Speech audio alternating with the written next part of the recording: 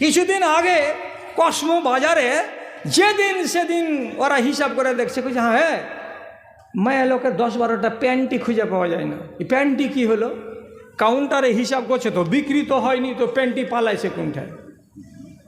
CC camera লাগিয়ে দিল, দিয়ে এবার হলোটা কি, গায়ের নাম নিলে তো ওরা তাড়বে আমাকে।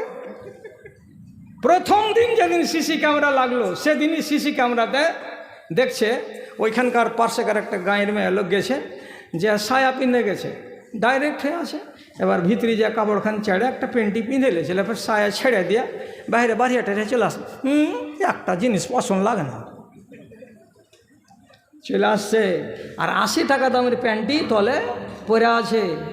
যারা গেটম্যান গেটের কাছে আছে, যারা ক্যামেরা নিয়ে বসে আছে, সব সময় ওকে দেখা আছে। ওকে যদি খালি ইন্ডিকেট করে দেয় তো যেদিকে যাবে ক্যামেরার গোড়াতে একটা লাল স্পট লিখে দেয়, two two two two two.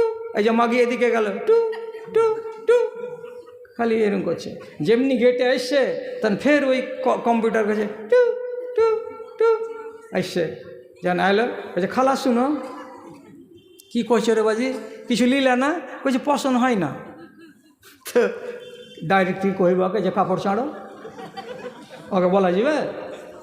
2টা মেয়া লোককে লাগালছে, লাগিয়ে যখন বলছে একে আড়ালে নিয়ে যাও, আর কাপড় ছেঁড়ে ভিতরে দেখো যে চাড্ডি আছে না নেই। ঝকঝকে চাড্ডি পিঁধা আছে, আর বাপ জীবনে কিনে দেয়নি এত দামের চাড্ডি।